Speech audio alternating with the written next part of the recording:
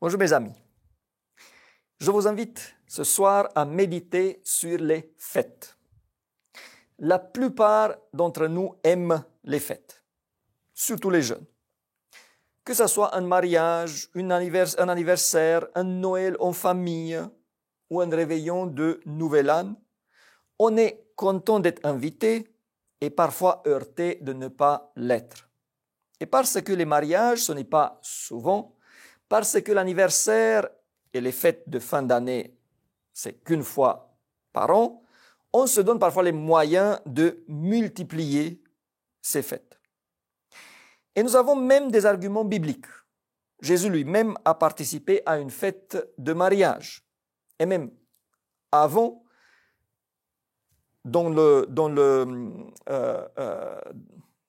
la vie du peuple d'Israël était rythmée par des fêtes, sans même parler du fait que le sabbat aurait dû être aussi une fête. Les fêtes sont donc positives, sauf que fête n'est pas égale fête. Et si le Seigneur offre à ses enfants des fêtes, son adversaire en propose également. Aujourd'hui, je vous invite à voir comment distinguer la bonne de la mauvaise fête.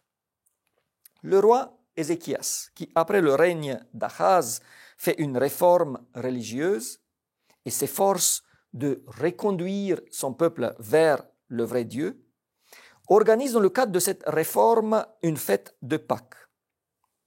Le peuple l'avait loupé depuis un moment.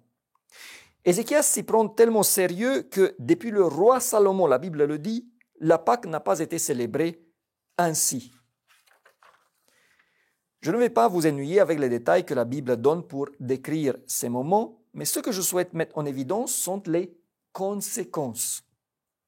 La parole de Dieu révèle ce que les gens ont fait après avoir participé à la fête et comme une conséquence de celle-ci. Et je vais faire une différence entre une bonne et une mauvaise fête en partant de ce qui se passe après. 2 Chroniques 31, 1.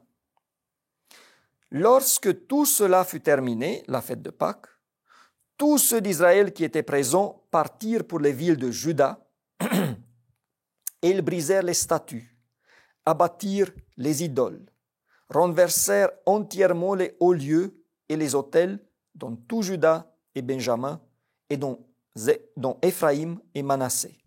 Puis, tous les enfants d'Israël retournèrent dans leur ville, chacun dans sa propriété. Le fait que le roi organise détermine une réforme religieuse. Après avoir participé à cette fête ordonnée par le Seigneur, ils détruisent les lieux dédiés à l'idolâtrie. Êtes-vous d'accord avec moi qu'il s'agit d'une bonne fête? Une fête qui correspond à la volonté du Seigneur va initier ou renforcer ma détermination de servir l'Éternel. Excusez-moi. Il y a des fêtes qui font cela. Notre Église a un savoir-faire là-dessus. Que ce soit une grande assemblée de la fédération, un mariage, une fête de jeunesse, un anniversaire ou autre. Il est possible d'en faire un moment joyeux, car fête sans joie, c'est un non-sens, en renforçant en même temps l'attachement des participants au Seigneur. Les fêtes proposées par l'adversaire ont le résultat contraire. Les gens se réveillent avec moins d'envie pour servir l'Éternel. Pour donner quelques détails.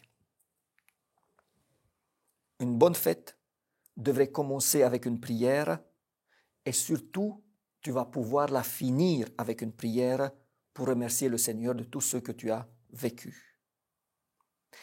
Une bonne fête aura lieu généralement en journée et non pas la nuit. La nuit est faite pour dormir et se reposer. fêter la nuit et dormir le jour d'après, ce n'est pas le bon modèle. En plus, c'est la nuit qui facilite certaines tentations.